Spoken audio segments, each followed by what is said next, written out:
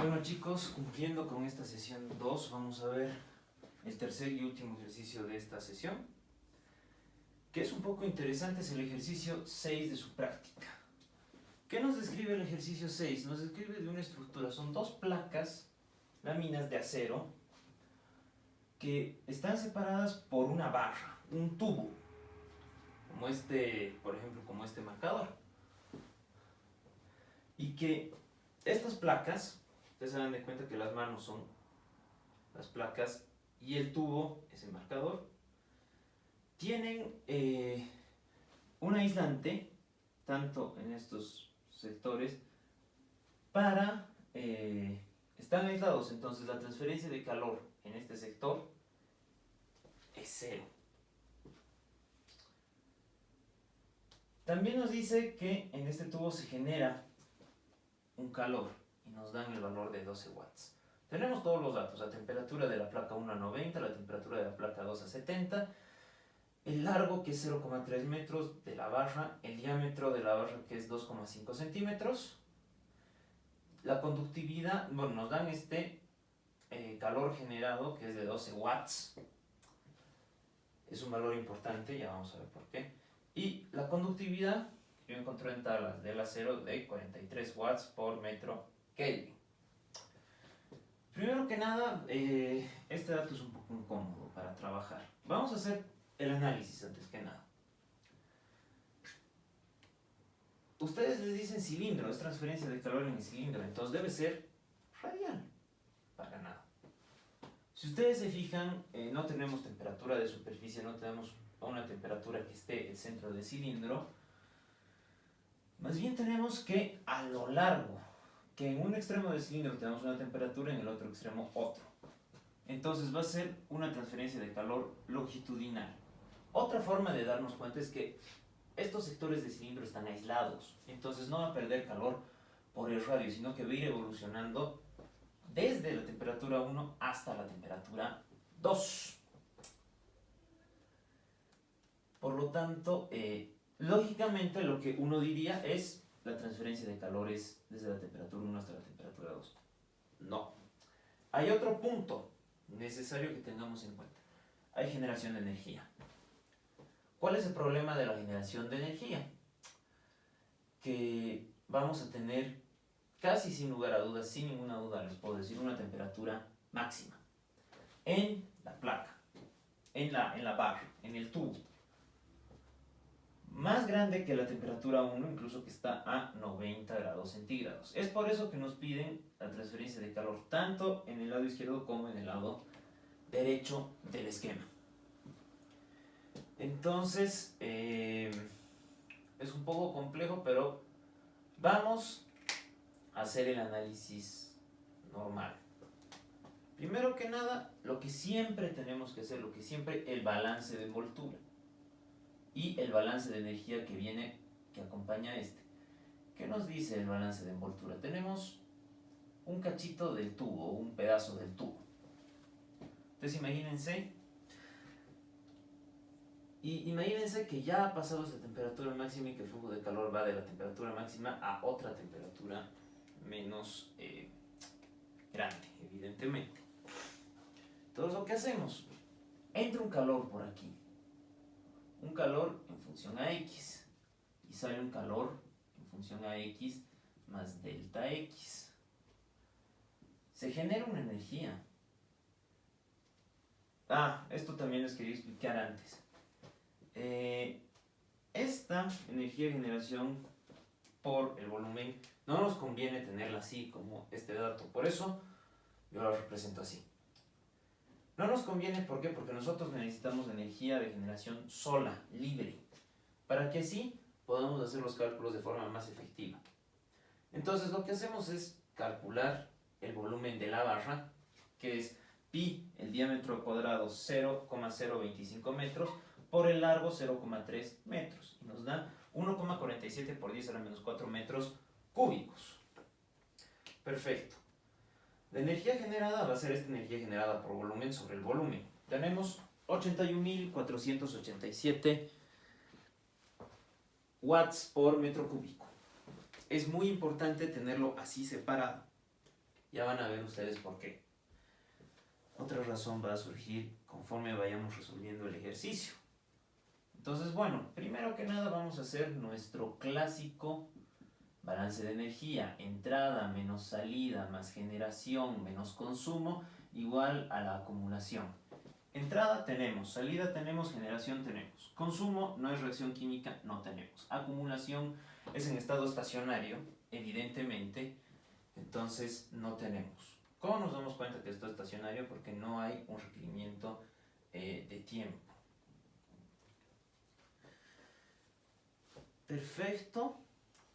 Entonces lo que vamos a hacer es reemplazar, trabajar normalmente como trabajábamos, el calor a la entrada en X, menos el calor a la salida en X más delta X, más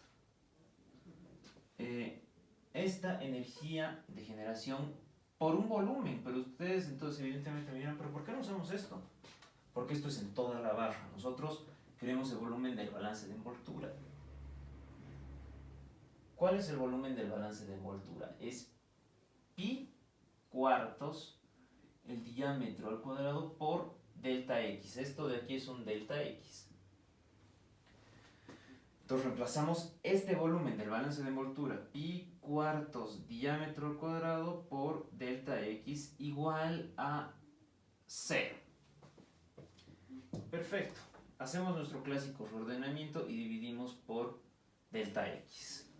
Tenemos que menos el calor en X más delta X menos el calor en X sobre delta X más la energía generada, esta de aquí, por pi cuartos el diámetro al cuadrado va a ser igual a 0. Le aplicamos nuevamente la definición de la derivada trayendo un límite cuando el delta X tiende a 0. Tenemos lo siguiente, que menos el diferencial de calor respecto de X más la energía generada por pi cuartos el diámetro al cuadrado igual a 0. Perfecto. Ahora recién podemos aplicar nuestra ley de Fourier.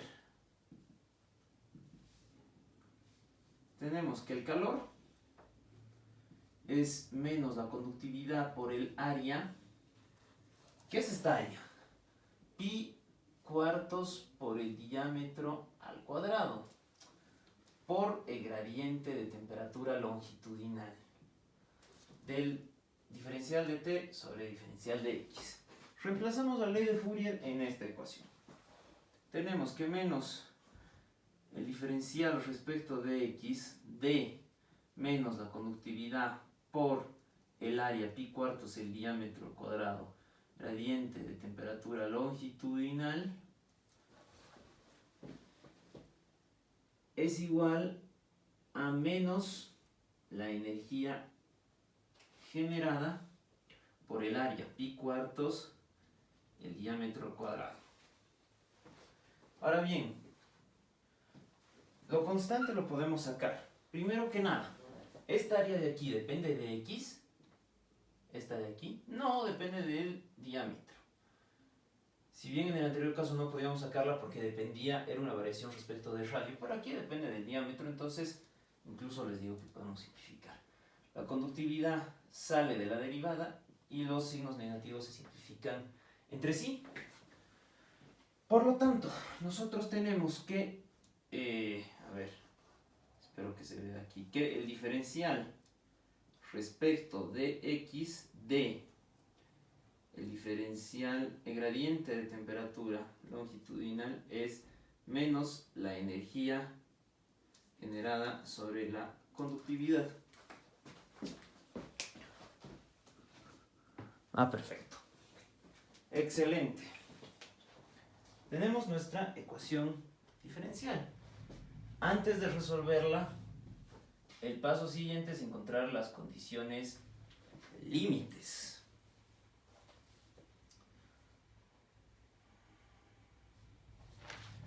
Nuestras condiciones límites son muy sencillas, muy simples. En x igual a 0 y en x igual a L tenemos las dos temperaturas. La temperatura es la temperatura 1 y la temperatura es la temperatura 2 en x igual a L. Perfecto. Ahora procedemos a resolver esta ecuación diferencial. Sabemos que la integral del diferencial de el gradiente de temperatura longitudinal va a ser igual a menos la energía generada sobre la conductividad por la integral de el diferencial de x, de la posición. Tenemos que nuestro gradiente de temperatura longitudinal es menos la energía generada sobre la conductividad por x.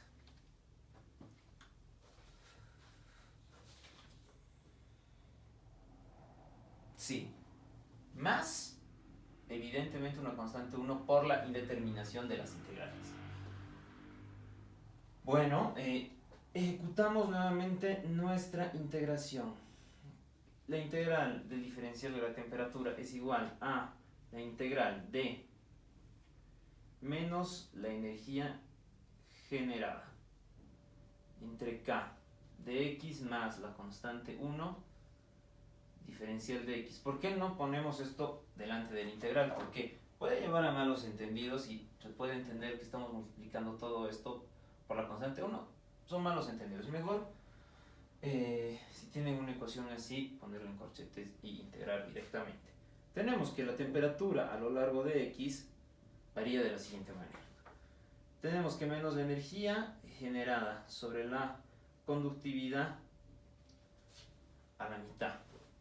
¿Por qué? Porque esto es x al cuadrado más la constante 1 por x más la constante 2 es nuestra ecuación diferencial. ¿Hemos acabado? Para nada.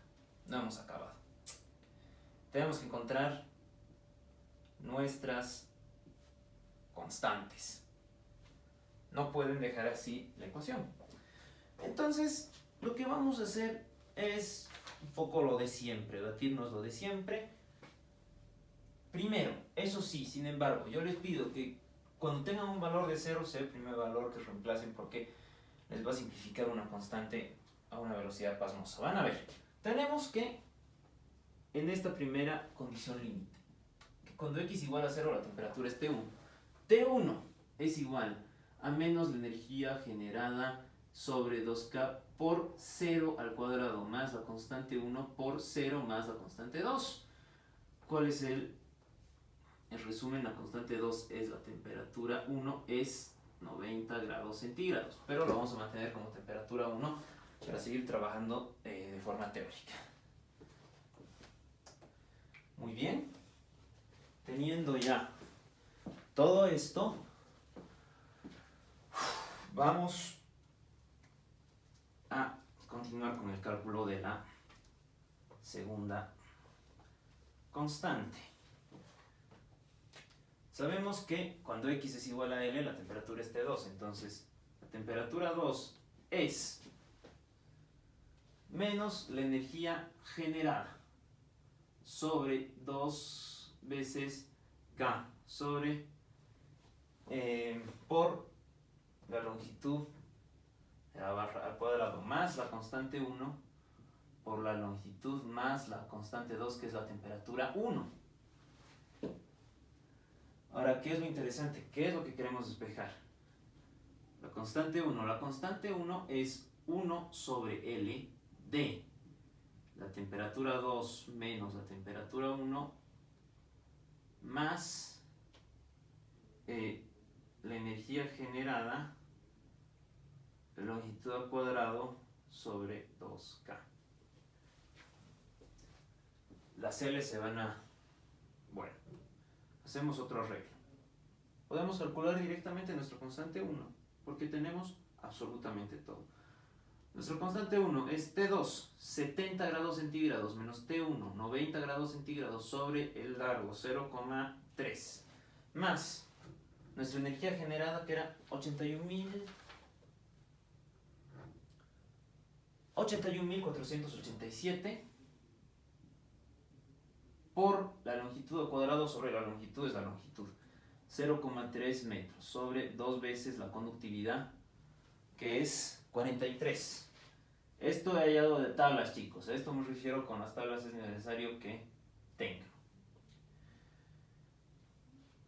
Tenemos que nuestra constante 1 me sale, es mejor reemplazar ya directamente la constante 1. 217,59. Perfecto, ya tenemos nuestras dos constantes, entonces podemos calcular. Eso sí, antes yo también quiero tener ese valor. ¿Cuánto es menos la energía generada sobre 2K? Es decir, menos 81.487 sobre 2 por 43. Yo tengo que es menos 947,52. Espérenme, quiero verificar este resultado, no estoy.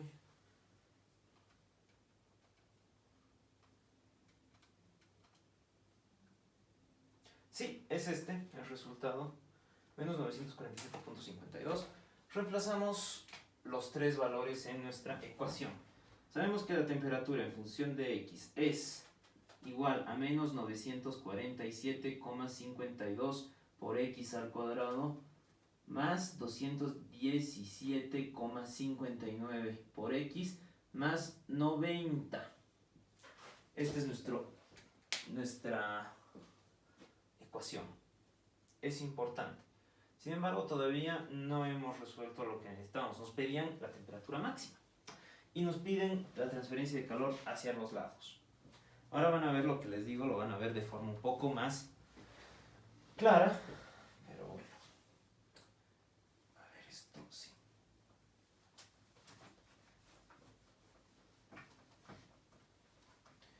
Primero, para la temperatura máxima, lo que tenemos que hacer es lo siguiente. Para máximos y mínimos, ustedes se acuerdan que en cálculo, lo que hacíamos era buscar la derivada. El gradiente de temperatura longitudinal tiene que ser 0 en un máximo. En un extremo. En este caso va a ser un máximo. ¿Por qué? Porque no hay temperaturas mínimas, si ustedes se fijan. Sería 70 la temperatura mínima. Entonces, además sería 70 en un lado, 90 en el otro. Ese es el problema. Lo que hacemos, tenemos esto, encontramos el X máximo. Y encontramos entonces con esto la temperatura máxima. Muy bien. Ustedes se acuerdan que el gradiente de temperatura respecto de X, yo lo he escrito por aquí, es menos la energía generada sobre la conductividad por el X máximo más la constante 1, y esto es 0. Nuestro X máximo no es otra cosa que la energía generada por... No, es la energía generada. No. Van a disculpar. Es la constante 1 por la conductividad sobre la energía generada. Es decir, esto es 217,59 por 43 entre 81.487. Nuestro X máximo es 0,115 metros. Reemplazamos nuestro X máximo en esta ecuación. La temperatura máxima va a ser menos 947,52 por 0,115 al cuadrado más 217,59 por 0,115 más 90.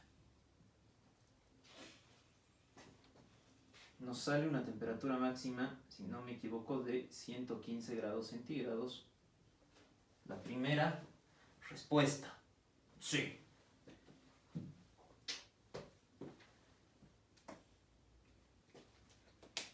Espérenme, vamos a verificar la respuesta.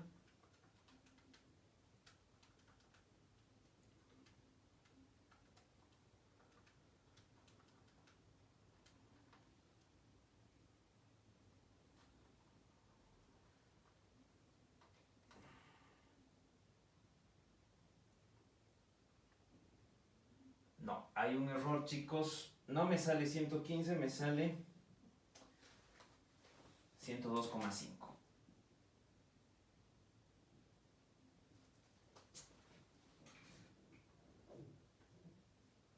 Disculpen por el error, tenía unas cuantas dudas y es mejor verificarlas antes de entregar algo erróneo. Sin embargo, la ecuación está bien, todo esto está bien.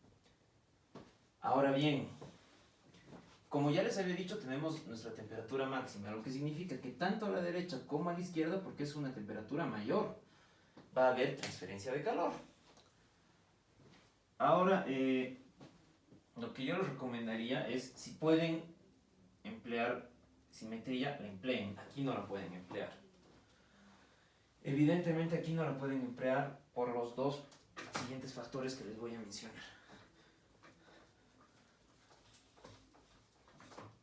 Ustedes supongan que,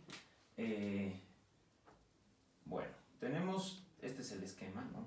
Rapidito un esquema.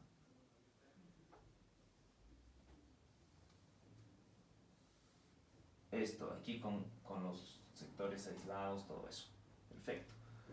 Supongan, nosotros tenemos aquí nuestra temperatura 1, tenemos aquí nuestra temperatura 2 y tenemos aquí nuestra generación. Lógicamente vamos a tener nuestra temperatura máxima. ¿Cuándo ustedes pueden hacer un análisis simétrico? Es decir, prescindir de un lado. Ustedes podrían hacer un análisis simétrico si el X máximo, primero que nada, coincide con el Demetrius.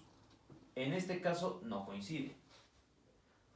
Es un punto que nos dice que no puede ser simétrico y que explica también el otro punto. Ustedes también pueden hacer un análisis simétrico. Son estas dos condiciones, las dos se tienen que cumplir para el análisis simétrico. Que el X máximo se dé justo en la mitad de la barra y que la temperatura 1 sea igual a la temperatura 2. Si no se cumple una de estas dos condiciones, ustedes no pueden hacer el análisis simétrico. Es decir, prescindir de un lado y analizar y darlo todo por bueno. Por lo tanto, el problema aquí es que no se cumple ninguno.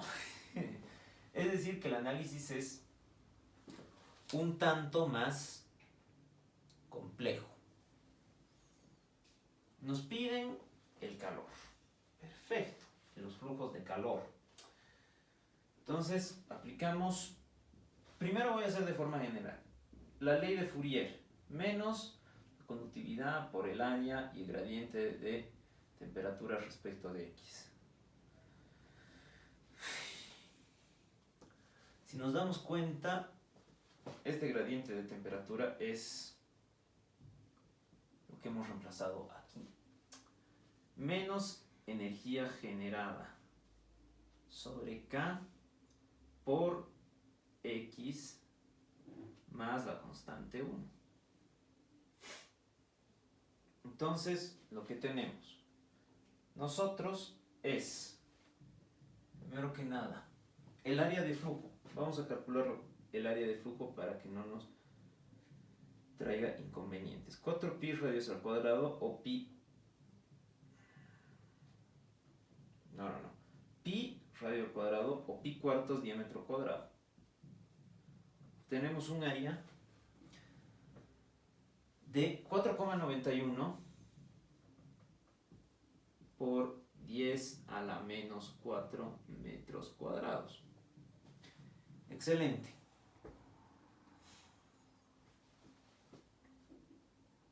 Tenemos esta constante, estas constantes. Entonces lo que hacemos es reemplazar. Podemos introducir la constante K si quieren para que sea un poco más simple. El flujo de calor de forma general es el área por energía generada menos la constante 1, la energía generada por X, menos la constante 1 por K. Tenemos todos los datos, tenemos el área, tenemos la energía generada, tenemos la constante 1 y tenemos K.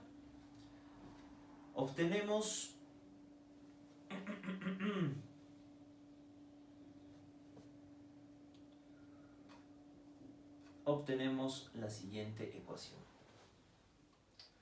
Sabemos que el flujo de calor va a ser 40x menos 4,59.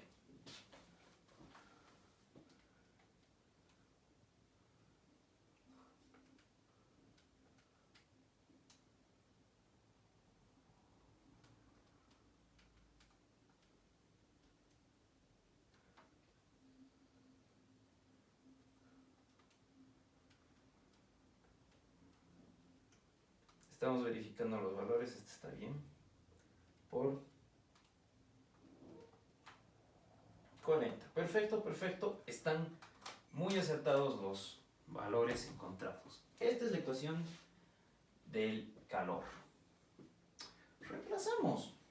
Solo depende de X. Cuando X es igual a 0 y cuando X es igual a 0,3 metros. Tenemos los siguientes flujos de calor. El calor aquí nos va a dar negativo, menos 4,59 watts. Y el calor aquí nos va a dar positivo, 7,41 watts. ¿Por qué nos da un calor negativo? Ustedes me dirán, eso está mal, auxiliar, no puede haber un calor negativo. No es lo que ustedes están pensando, no es que se pierde energía, no. Es el sentido. Este signo menos nos dice que el calor está fluyendo al sentido contrario del que lo hemos considerado. Cosa que es absolutamente lógica. ¿Cómo verificamos estos valores? ¿Se acuerdan que teníamos que energía de generación por el volumen eran 12 watts? La suma de estos dos, la suma de los calores en valor absoluto tiene que salir 12. Y en efecto, si ustedes se fijan, 4,59 más 7,41 nos da 12. Entonces, hemos encontrado los flujos de calores. Está perfecto. Este es, chicos, el último ejercicio. Esto es de lo más complicado. Estaba un poco complicado para pensarlo, para plantearlo, pero bueno, más allá de esta complejidad, no va a hacer. Entonces, eso sería todo por la sesión 2, chicos. Espero sus preguntas en la sesión de consultas de esta tarde.